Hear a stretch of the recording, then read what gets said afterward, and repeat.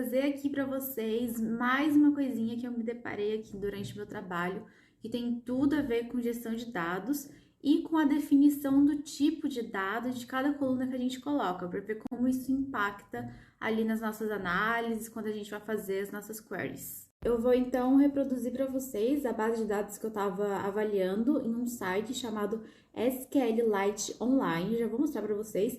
É bem legal se você não tiver um software que você possa usar para correr as suas queries, para estudar. Ele tem várias opções, pode usar SQLite, pode usar MariaDB, MySQL, Oracle, Docker, Postgres, tem várias opções ali. É bem legal para estudar também. Então, ele é bem legal aqui, você pode ver que ele coloca as corzinhas de acordo com a função, de acordo com o tipo de dado. Ele já faz aqui também o espaçamento correto. E ainda você tem o histórico das queries que você rodou. E aqui ficam as tabelas. Essa demo já vem e as outras duas eu criei para mostrar aqui para você. Ele também tem aquele autocomplete, então você começa a escrever e ele já te dá as opções do que você pode colocar. Então, é bem interessante para quem tá... Então, vamos para o nosso exemplo agora. Eu criei duas tabelas bem simples, com duas colunas apenas. A primeira coluna é uma coluna de posição, de ranking, um número, um identificador, para representar a segunda coluna. Que a segunda coluna eu coloquei um nome.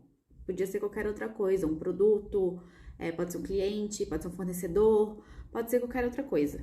E qual então que é a diferença entre essas duas tabelas? A diferença foi justamente na hora que eu criei essas tabelas, para a primeira coluna, a coluna do número, a primeira tabela eu criei com essa coluna sendo do tipo integer, então um número inteiro, e a outra sendo do tipo varchar, ou seja, uma string, um texto, realmente caracteres de texto. Parece um detalhe bem bobo, uma coisinha nada a ver, mas o meu problema foi na hora que eu precisei fazer um ranking, ordenar esses números de forma crescente ou decrescente, tanto faz. Olha só o que aconteceu. Então, aqui tem a criação da primeira tabela, que eu dei o nome de type number, tem a posição, que é o número inteiro, o nome, que é o varchar, incluí ali alguns dados, você vê aqui, eu coloquei primeiro um número e depois um nome.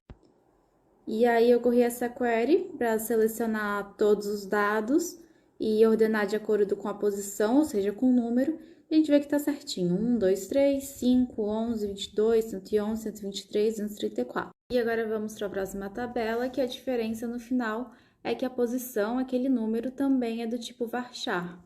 E você vê aqui que na hora de eu incluir os valores, eu coloquei entre essas aspas, né? Porque é um valor de texto. E presta bem atenção também aqui a esse 01, que também estava 01 lá em cima. Então, corremos uma query semelhante para selecionar todos os dados e ordenar de acordo com a posição, apenas alterando a tabela. E como é que a gente vai ver aqui? 1, 11, 111, 123, 2, 22, 234, 3, 5. Então, o que aconteceu? Se eu precisasse fazer ali um ranking de produto mais vendido ou de qualquer outra coisa que utilizasse os números de uma forma sequencial, tanto crescente quanto decrescente, e eu não me atentasse ao fato de que esses números estavam num formato de texto, de string, de varchar ou como for, eu ia ter um problema, né? Imagina se eu tenho que pegar os 5 melhores e me vem ali o número 1, o número 11 e o número 111. Tá errado, né? Sem contar ainda que o 01 ali ficou diferente, ficou despadronizado. Quando a gente colocou em número, ele já transformou automaticamente para 1 e ficou no mesmo padrão dos outros. Mas, Mônica, então socorro, o que eu faço? Os meus números estão como texto, estão como varchar, o que eu faço? Não tem solução?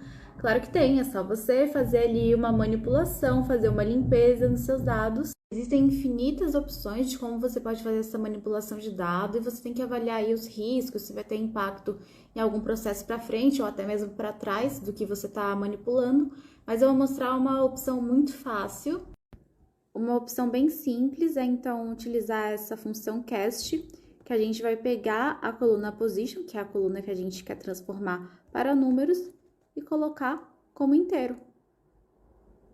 Ordenamos também com position as int, para ter certeza que vai ser do jeito que a gente quer. e a gente vê que aqui 1, 2, 3, 5 tá certinho. Agora, um exemplo para avaliar o impacto é que se naquela coluna de números, por algum acaso, tivesse realmente algo escrito em texto, tivesse um ZZZZZ, quando a gente fosse fazer essa transformação, esse registro se perderia. Enfim, por isso que é muito importante a gente conhecer os nossos dados, conhecer a nossa base de dados, saber os tipos de dados, ter organizadinho na documentação, fazer essa gestão e governança de dados e tratar os nossos dados como um bem.